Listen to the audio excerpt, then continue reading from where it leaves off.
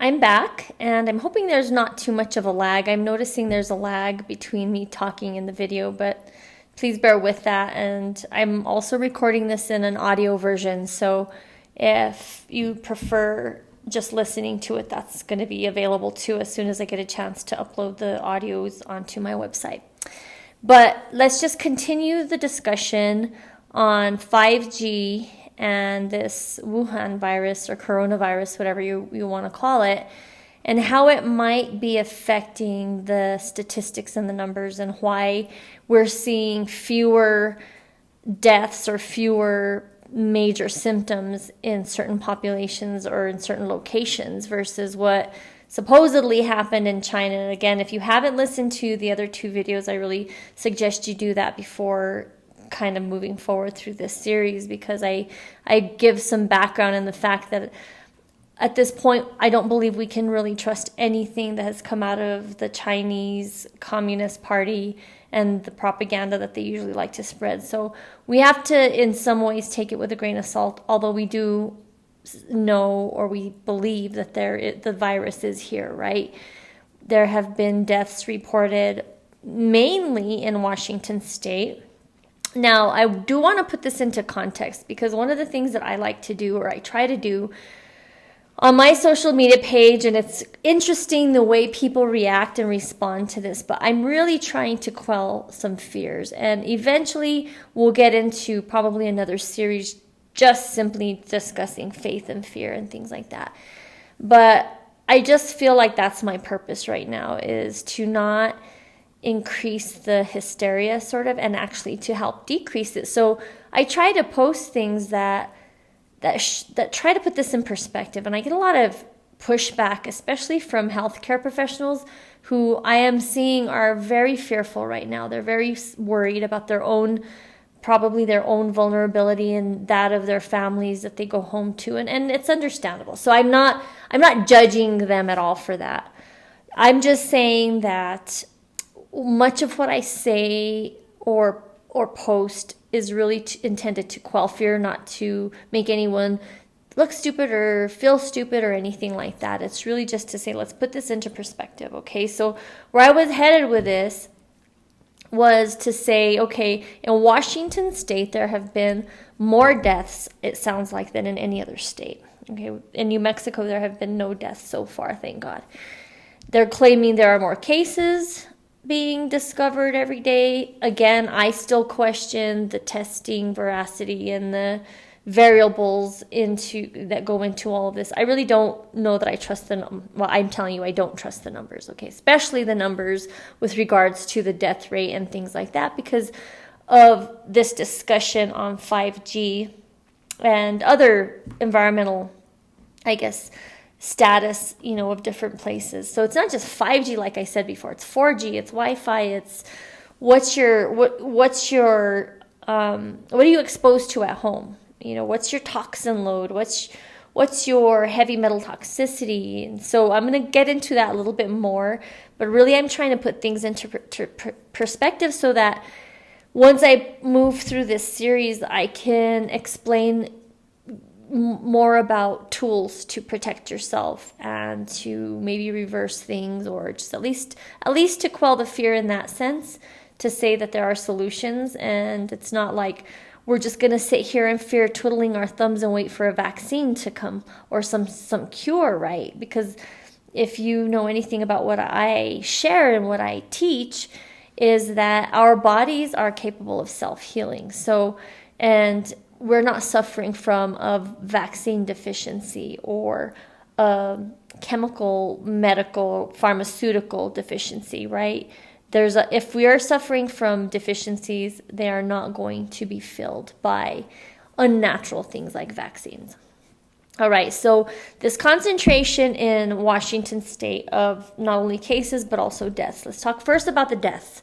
Apparently, there were several that happened in a nursing home. So somehow this virus ended up in this nursing home, and several of the residents got the virus and then subsequently passed away, unfortunately. But I'm sorry, I'm always scratching my nose on these. My allergies are very bad right now.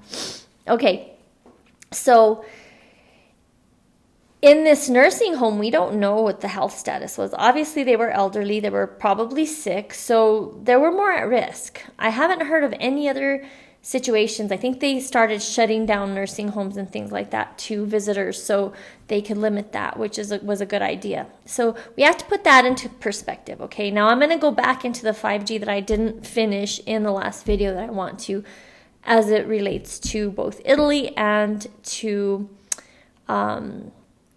Washington State. So apparently, as far as I can tell, Washington State does not have much 5G if it's been rolled out at all in that state. If anything, I think we have pockets here and there, different cities, but as far as I know, it's not like a big, strong concentration. However, what I do want to mention is what is Seattle and what is the Washington State kind of famous for being? Cloudy. So I don't remember the number of days out of the year that Seattle or Washington residents have access to the sun or see the sun, but I know it's very low. And this has contributed, what they've stated, what the statistics have stated, is it's contributed to depression and things like that. And there's a reason for that, because vitamin D that comes from the sun battles depression, right? Battles things like that. So what were we discussing as far as Wuhan and 5G and this coronavirus and things like that? Well, the smog in Wuhan acts as clouds, basically, cloudy days. So not only are they, people there and people also in Washington State, they're subjected to non-native EMFs, meaning unnatural electromagnetic frequencies, the kinds that are coming from this computer. And actually, I should be wearing my blue block glasses, and I'll get into that eventually, but I'm not sure what I did with them. They're around. So, but I plan on combating that here in a bit by going outside and by going for a run. Now, the sunlight, natural sunlight, actually is one of the biohacks that I was talking about. How can you prevent illness that might be exacerbated or triggered or maybe even caused by all this Wi-Fi, all this unnatural frequencies, right? One of the ways you can do that is by going outdoors. Now, it's really unfortunate. I posted a link in my Facebook group regarding, it's called The Dimming, and it's about the spraying that has been happening, and you can watch that preview. It looks like it's going to be a documentary of some sort, where there are very high level people in the know that also see this and are sharing information. So, I'm not going to be called a conspiracy theorist. I mean, obviously people can call me whatever they want, but I'm not going to accept that label because this has become conspiracy fact. And it's quite obvious. You can choose to believe it or don't. But these blankets of clouds that they're spraying over everybody is causing all sorts of issues, and eventually we'll discuss some of the health issues that they're causing just from the heavy metal toxicity, but I'm not ready to go there yet. Right now, I want to talk about it in terms of shielding us from the sun, which is really a detriment to our health. So in Seattle, again, putting it into perspective, chances are that the people that died from it were obviously already compromised, health compromised and elderly, but also these people in Seattle and in Washington don't get much sun. I mean, sunlight is critical to health. And you can look at statistics all day long of the people that are healthiest. You can even look at our own ancestors, our own grandparents, and even our parents who grew up outdoors, working fields, working farms, even just gardening. And so one of the members from our group posted, and I really appreciate that. I really appreciate people interacting and posting things and reminders of what we can do to help us. And I'm telling you right now that saying, okay, well, I'm going to go out for a run, or I'm going to go out for a walk, or I'm going to go out gardening, like this post said, it's not just about getting away from the madness of like social media or or the news or whatever. It's also, and actually more importantly, it's because it's actively combating anything negative emotionally, because it's triggering dopamine production. Sunlight triggers dopamine, so it's actually a natural drug. It's also helping you create melatonin so that you can sleep at night, and that is when the healing happens. Melatonin is it's a really strong antioxidant. It's, I want to say, 5 to 10 times stronger than vitamin C. And if anyone knows me, they know that I'm a huge proponent of vitamin C as an antioxidant. And imagine that melatonin has 5 to 10 times more power than vitamin C, but you need to get natural melatonin. And so taking melatonin as a supplement is actually, what I've heard and what I've read is that it's actually detrimental to your health. So you need to help your body produce melatonin, and the way you do that is by going outdoors, especially in the morning, the early morning, and gazing at the sun. And this, I mean, without sunglasses, because melatonin is produced through the eye, as is vitamin A. So there are some things that we just can't supplement effectively or efficiently, and sunlight and the vitamins that come from sunlight are two of them. Now we can supplement vitamin D, which we also get through sunlight, and it's somewhat beneficial.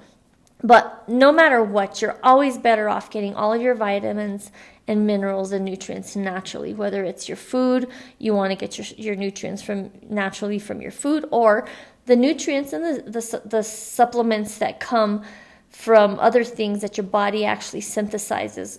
Speaking of melatonin and vitamin A and vitamin D. So, and that those three, along with others, specifically require exposure to the sun.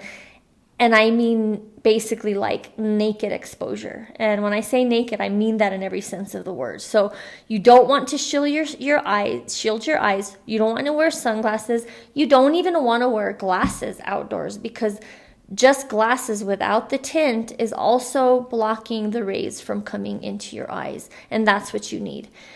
So before I go into more detail about 5G, let's just have this discussion. That way you have these tools at your fingertips right now, and we don't wait until I have to go on and on and on about 5G and energy and what's going on and some of the effects, which I may or may not go into, because I really, again, the main goal of my information and my group is to put it into your consciousness so that you can protect yourself, help yourself, prevent whatever illnesses. And basically it's to inform you. But I don't need to go into all these statistics unless you really want them. But you know what? You can find them. They're not that difficult. You do have to do some searching. Don't rely on the mainstream.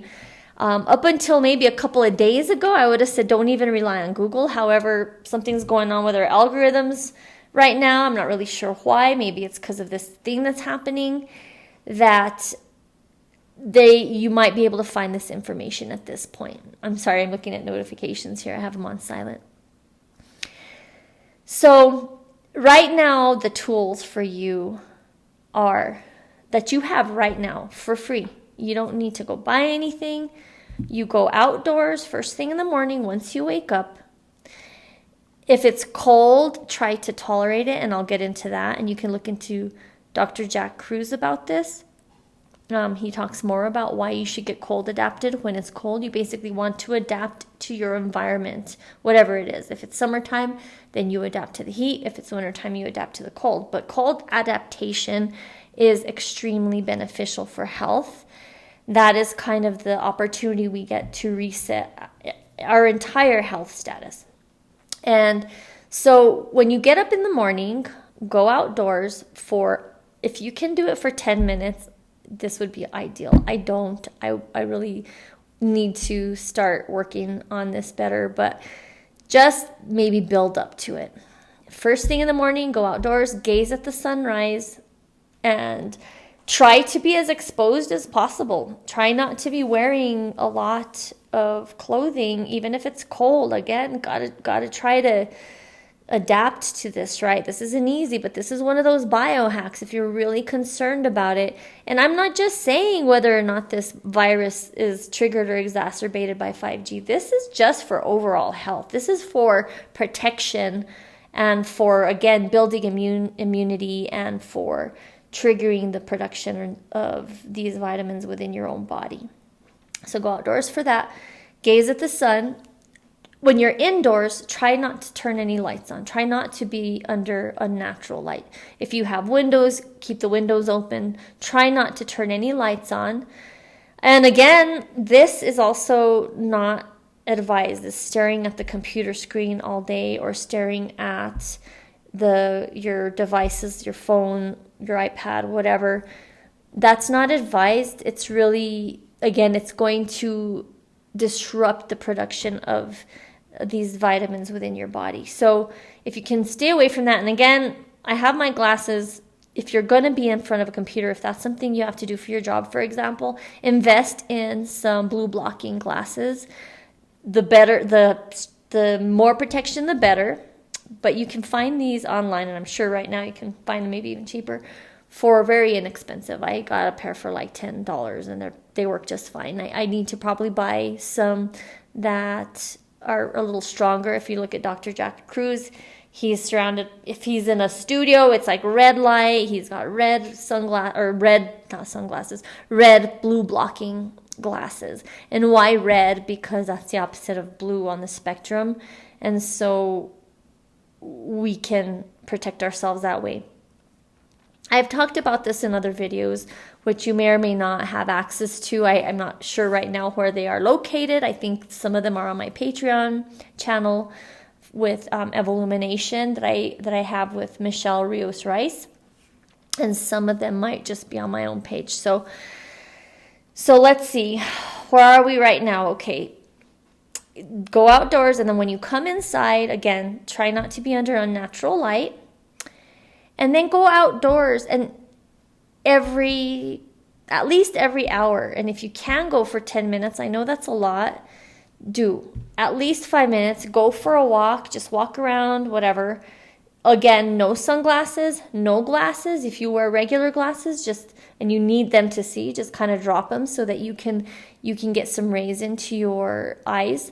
If you're in a car, if you drive around all day, if your job requires that you drive to places, just crack your window open, because the rays will still get in that way.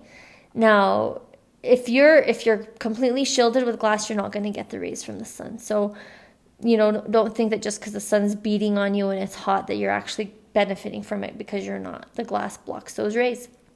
So those are the things you can do throughout the day. And then at the height of the day, right, you can be outdoors. So the biggest thing that we've been told is we have to block the sun, use sunscreen because you don't want to get burned. You can get skin cancer and all this other stuff.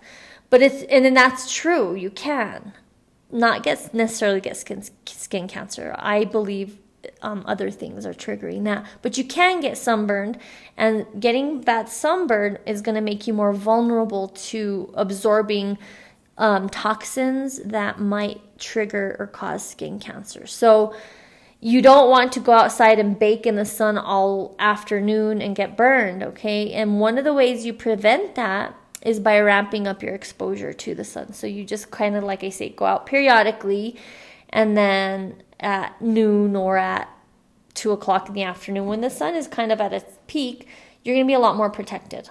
But don't cover yourself up. Don't block the sun. You need it. It's going to help you.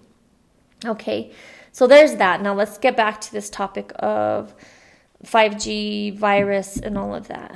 So now I think we've established that not only is the non-native EMFs going to reduce your immune system, it's going to remove some protection that you might have otherwise had, because it's going to deplete certain nutrients. It's going to actively work on your cells and damage them. Okay, so your cells are going to be wanting all the nutrients it can possibly scavenge, right? And one of those nutrients, for example, is like vitamin C. There is such a thing as having adequate absorption or having adequate concentration of vitamin C in your cells. And the more you have, the better you feel, the better health you are. So the less you have, the more your cells are going to need it. And so you start giving your body vitamins, like for, again, vitamin C, for example. Your body absorbs it, but it still needs more. So that doesn't mean that you stop giving the vitamin C. It means you got to give it more, right?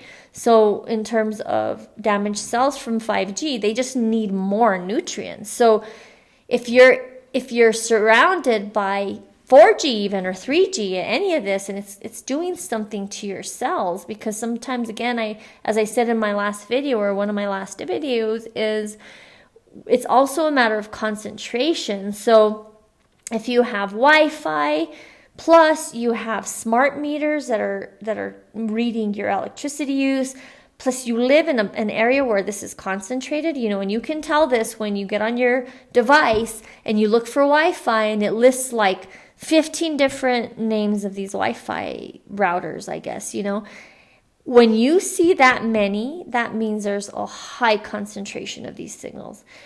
And you almost can't protect yourself from that, right? Unless you just leave and go to a place where you don't see so many signals. The only thing you can do is give your body what it needs in terms of nutrients and vitamins to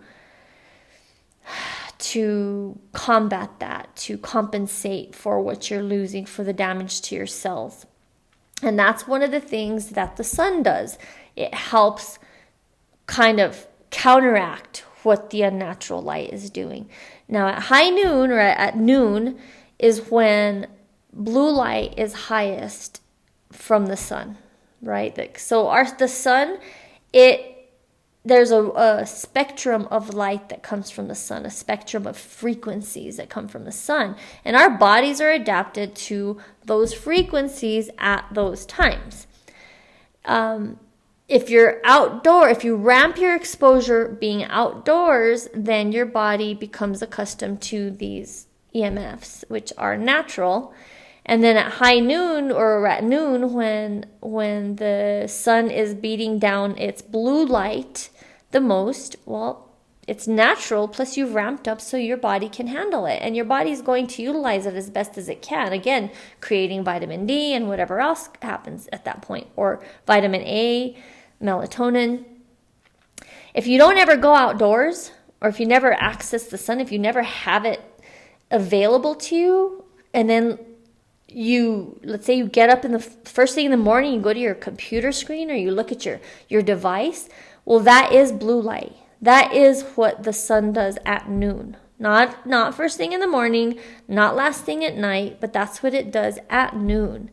So if you get up in the morning and you have not ramped your exposure using the sun, your natural tool, your body thinks it's noon. So now your body is doing different things that it wouldn't normally do at that time, right?